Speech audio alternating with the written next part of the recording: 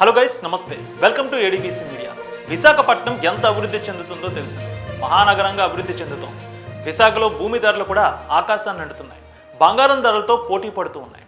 అయితే అధికారంలో ఉన్నటువంటి నాయకులు అసైన్డ్ భూముల విషయంలో ఎలా వ్యవహరిస్తారో మనకు తెలిసిందే. తాజాగా విశాఖలో తెలుగుదేశం పార్టీకి చెందినటువంటి ఒక కీలక నాయకుడు సుమారు 30 ఎకరాల అసైన్డ్ భూమిని తనకు అనుకూలంగా మార్చుకున్నట్టు, రికార్డులు తారుమారు చేసినట్టు వార్తలైతే వినిపిస్తాయి.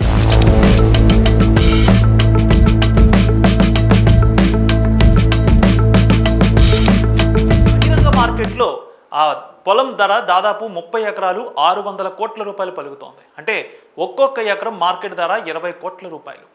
మనం చూసుకున్నట్లయితే మధురవాడ, అదేవిధంగా భీమిలి, ఎండాడ ఈ ప్రాంతాల్లో ఎక్కువగా అసైన్డ్ భూములు ఉన్నాయి. ఇదే తనకు అనుకూలంగా ఆ నాయకుడు మార్చుకున్నాడు. అక్కడ కొందరు అధికారులతో, ప్రైవేట్ వ్యక్తులతో చేతులు కలిపాడు. ఇంకేముంది, తను స్కెచ్ పక్కాగా అమలు చేద్దామని ప్లాన్ చేశాడు. ముందుగా దానికి సంబంధించి అన్ని సర్వేలు చూసుకున్నట్లయితే అది గయాలు భూమి, అంటే అది ప్రభుత్వ భూమి.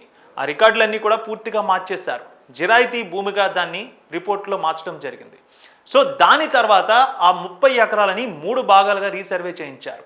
అంటే ఒక్కొక్క భాగాన్ని 10 ఎకరాలుగా చేసి ముగ్గురు పేరిట దాన్ని రిజిస్ట్రేషన్ చేయించడం, దాని పేరు కూడా నమోదు చేయించడం జరిగింది.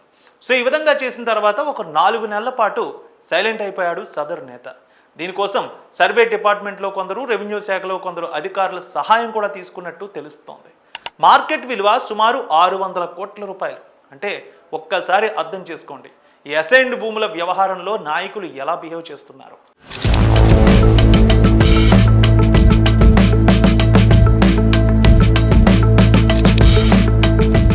ఈ వ్యవహారం చకచక రికార్డులు ఎందుకు మారుతున్నాయి, పేర్లు ఎందుకు ఎంటర్ అవుతున్నాయి అనేది కొందరు అధికారులు కూపీలాగారు. ఆ తర్వాత ఈ విషయం అంతా బయటకు వచ్చింది. కలెక్టర్ చొరవతో దానికి సంబంధించినటువంటి ఉన్నతాధికారిని ప్రశ్నించి అతన్ని ప్రభుత్వానికి సరెండర్ చేసినట్టు కూడా వార్తలు వినిపిస్తున్నాయి. ఇక తెలుగుదేశం పార్టీ నాయకుడు కిమ్ అనకుండా సైలెంట్గా ఉండిపోయారట. ఈ అసైన్డ్ భూముల వ్యవహారం ఏ రాష్ట్రంలోనైనా ప్రభుత్వాలకి పెద్ద తలనొప్పిగా మారుతుంది. పెద్ద పెద్ద నాయకుల వరకు, ప్రభుత్వంలో పెద్దల వరకు ఈ వ్యవహారం వెళ్ళకపోవచ్చు, కానీ కింద ఉన్నటువంటి కొంతమంది సన్నిహితుల ద్వారా, అనుకూలంగా ఉన్నటువంటి కొంతమంది అధికారుల ద్వారా ఇలాంటి చక్రం తిప్పేటటువంటి నాయకులు కొందరు ఉంటారు. సో ప్రభుత్వంలో ఉన్నటువంటి అధికారులు దీనిపై శ్రద్ధ తీసుకోకపోయి ఉంటే సుమారు 600 కోట్ల రూపాయలు అక్రమం జరిగేది. ప్రభుత్వ భూమి కాజేసేవాళ్ళు.